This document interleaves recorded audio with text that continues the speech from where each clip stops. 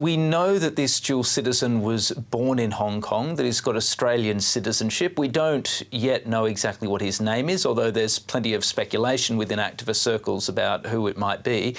And on top of that, we know that he was detained on the 6th of January last year. Now, that date is in itself pretty significant, and it offers a very good clue because, of course, January 6th last year was the date when Hong Kong authorities basically went on an enormous drive to arrest large numbers of pro-democracy activists and politicians as part of its attempts to really crack down on civil society.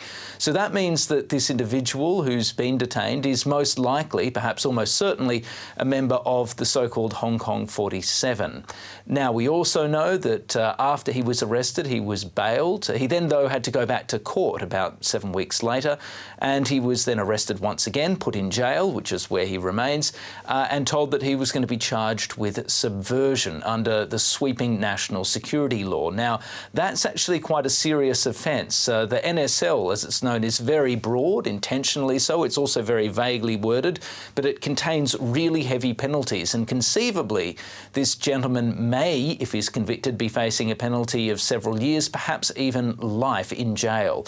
So he's in a very parlous and difficult position, and unsurprisingly, the Australian government is quite concerned. However, because of the increasingly authoritarian climate in Hong Kong, we've been unable, or Australian authorities have been unable to get consular access, which is a source of real frustration to Australia.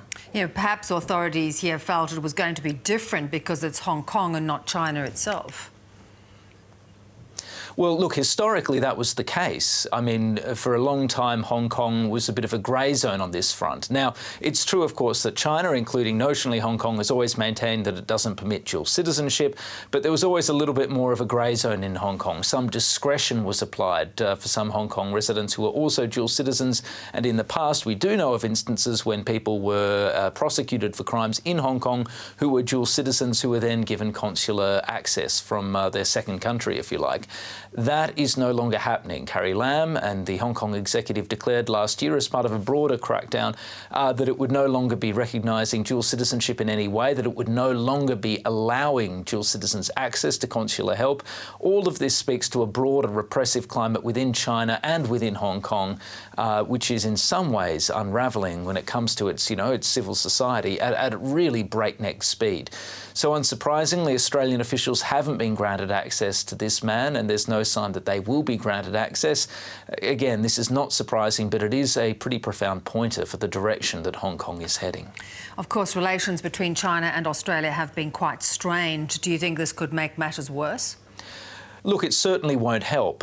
There's no doubt that there's an enormous range of issues where Australia and China are fundamentally at odds, and there's an enormous amount of rancour and bad blood and mistrust in the relationship. So compared to some of those other problems, this is probably not the most towering one, but it is another pressure point in the relationship and another source of resentment inside the Australian government, as well as being a marker within the government of concern about just what sort of trajectory Hong Kong and China more broadly is on at the moment.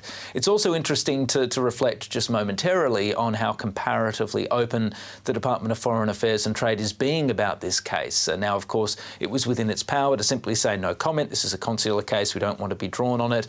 But they have provided a fair amount of detail about what's happening. And that must speak, I think, to a desire within the bureaucracy, or at least within parts of the bureaucracy, to draw a little bit more attention to this case and a little bit more attention to the national security law and the impact that it's having in Hong Kong. But of course, the government's got a balancing act here that it's got to keep. It also doesn't want to draw too much attention to the case for the fear of raising the stakes and potentially making this gentleman's position even more perilous and difficult than it is at the moment. So it's a difficult one for the government, but no doubt it is a point of concern for it, and it certainly won't help those broader tensions between Australia and China. And of course, it serves as a warning to other Australians and dual citizens travelling to Hong Kong.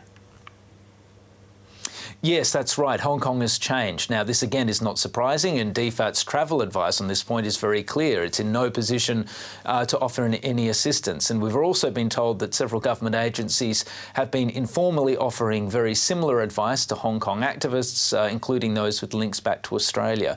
So it is a clear warning. It's not surprising, but it's a reminder to those groups that in reality, the Australian government can provide very little support, perhaps no support, let alone protection, should they be arrested under the national security law in Hong Kong.